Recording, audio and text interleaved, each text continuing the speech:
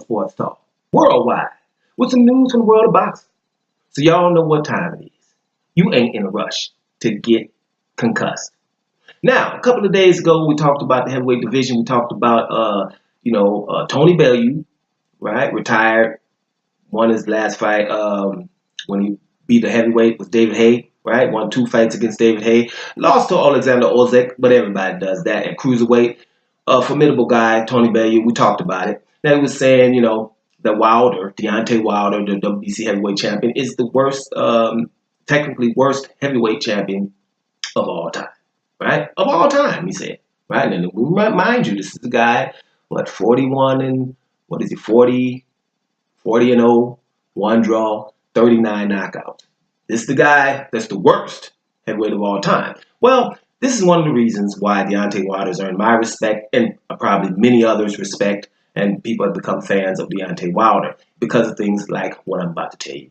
So Wilder says, okay, well, first of all, Tony Bellew is a bitch, right? And because he didn't want to fight me when I was over there. And we can fight now at whatever weight he wants. We can make a catch weight for him. We can fight. We can do that now, whenever. Now, some people, oh, well, Tony Bellew is retired. Well, he was saying this before. Tony Bellew has stated he never wants to fight Deontay Wilder. When Deontay Wilder came and gave him a hug, he said his arms wrapped around him 2 times, like he's Mr. Fantastic or something, right? He ain't want nothing to do with this guy. So at the end of the day, this is why people like Deontay Wilder. You mention his name, similar to Louis the Real King Kong Ortiz, and he will be there, willing to fight you, whoever you are, if you're from this planet. That's what respects, why he gets respects. And that's the thing about it, And so when you see things like that, he's saying, hey, this is just a ass whooping out of principle. It's a principle ass whooping. That's what he said. I'll fight you at whatever weight you would like, whatever you're comfortable with. I'll go there, because don't get it twisted, dude. Even though I'm skinny, don't have that much weight on me, I can come down. My last fight, I was at 209, right? Fight before that, I was at 212 against Louis the Real King Kong Ortiz, right? And here's another thing, since we're speaking of Wilder. Look at these sentences.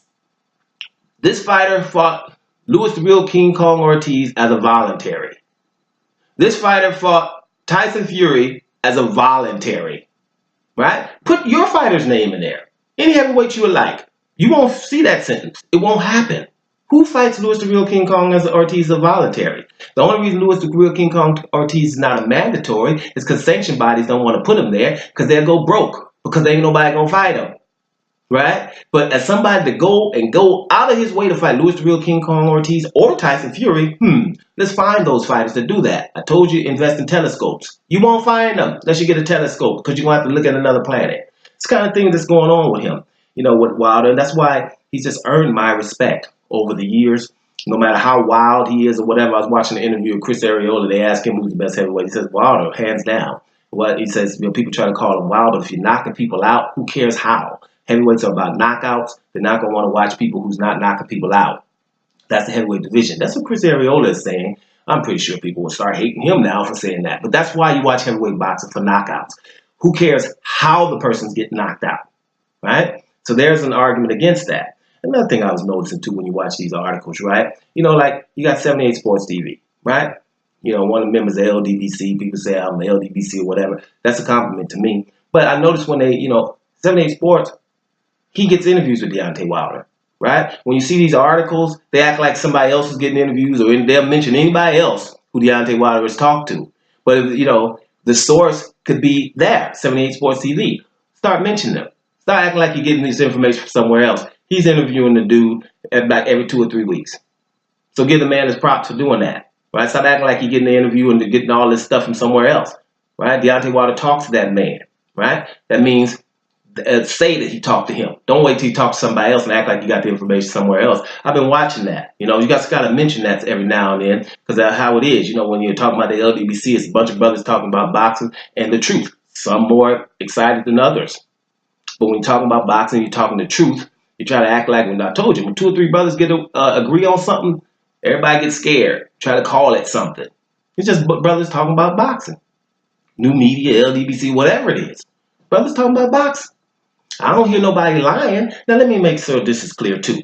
If you're radical for anybody, Deontay Wilder, Anthony Joshua, I don't agree with radical fans. It's about the truth, right? Some dude, keep talking about, hey, people, how you keep talking about Tyson Fury? People think that Tyson Fury won that fight. And it's like, because people think that Tyson Fury won the first fight. No matter how much I'm rolling with Deontay Wilder, doesn't mean I don't see what people are saying, right? I didn't say all the people, but some people. And damn it, that's the general consensus. So no matter how much you're rolling with somebody, stay focused. And don't roll with anybody blindly, right? That's what I don't like about Joshua fans. Just rolling with them blindly, no matter how much he, obviously didn't want to fight Deontay Wilder, just rolling with him blindly. I don't roll with Wilder blindly. If Wilder messed around and didn't want to fight somebody, I would be able to say that. Because I'm a man who don't follow no other man blindly, right? They earn your respect, and that's how it should be no matter who you're going for. So at the end of the day, let's get back to the point. Bottom line is, Tony Bellew says he's the worst of all time, then Tony Bellew should want to be able to beat the worst of all time. But he don't want to have nothing to do with him. And Deontay Wilder has given him every opportunity now. We can fight whenever, wherever, and whatever weight you want. So what about that? Doma Sports Talk, worldwide.